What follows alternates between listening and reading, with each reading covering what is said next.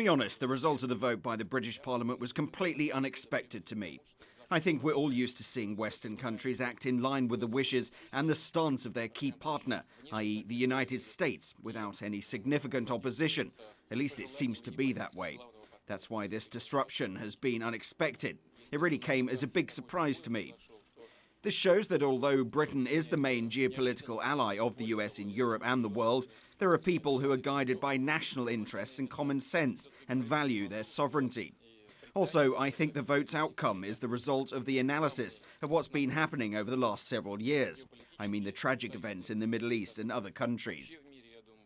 It's extremely challenging to reach the proclaimed goals, and here I refer to the campaigns in Afghanistan, Iraq, Libya and other countries. We know what's happening in Egypt, so perhaps, and in fact, I'm quite sure that this is the case, that the people are analysing the developments, drawing conclusions and responding in a certain way. Now, coming back to the incident in Syria, we've seen earlier calls by the Syrian government for the international community to investigate their claims of the rebels' use of chemical weapons. Unfortunately, this has not been done. We have to rely on common sense, and here's what it tells us. Syria's government troops are on the offensive and have surrounded the opposition in several areas of the country.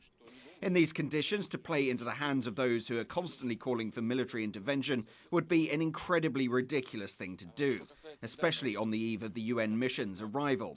It defies any logic. That's why I'm convinced that it's nothing but a provocation on the part of those who want to drag other countries into the Syrian conflict, those who want to win support from the world's powerful players, first and foremost the US. I have no doubts about this. Our American colleagues and friends insist they have the evidence that the government troops did use weapons of mass destruction, in this case chemical weapons. Well, in this case they'd better present this evidence to the UN inspectors and to the Security Council. They claim they cannot show this evidence because it's secret, but this excuse doesn't hold water. There's a sign of disrespect towards your partners and other stakeholders. If you have the evidence, you should present it.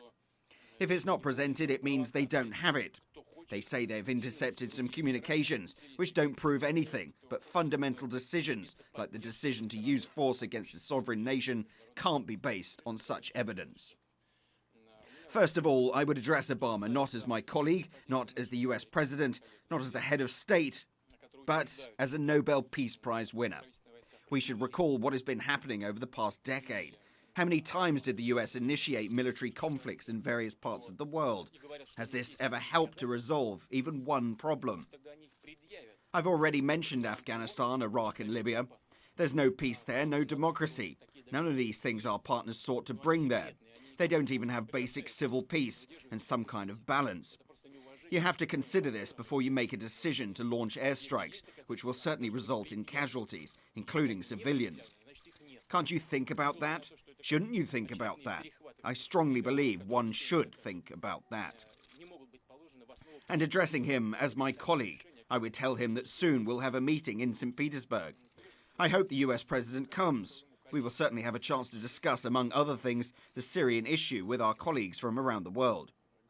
Of course, the G20 is not a formal institution with legal authority. It is just a platform, not one that can replace the UN Security Council. The Security Council alone can sanction the use of force, but it is a good platform for discussing the issue, so why don't we use it? By the way, as regards the interests of the US, even Americans themselves, if you take a look at their media, at what their politicians and experts say, they have mixed opinions about the potential military intervention. Most analysts today tend to agree that the intervention in Iraq was a mistake. So if you admit that you have made a mistake in the past, what makes you think that you can't make a mistake today? All this should help us realize that such decisions can't be made in haste. Is the US really interested in undermining the international security system, the foundations of international law? Is it likely to improve America's reputation in the world? I doubt it. We urge them to think twice before making a decision, which clearly goes against the position of the international community and undermines the entire system of security.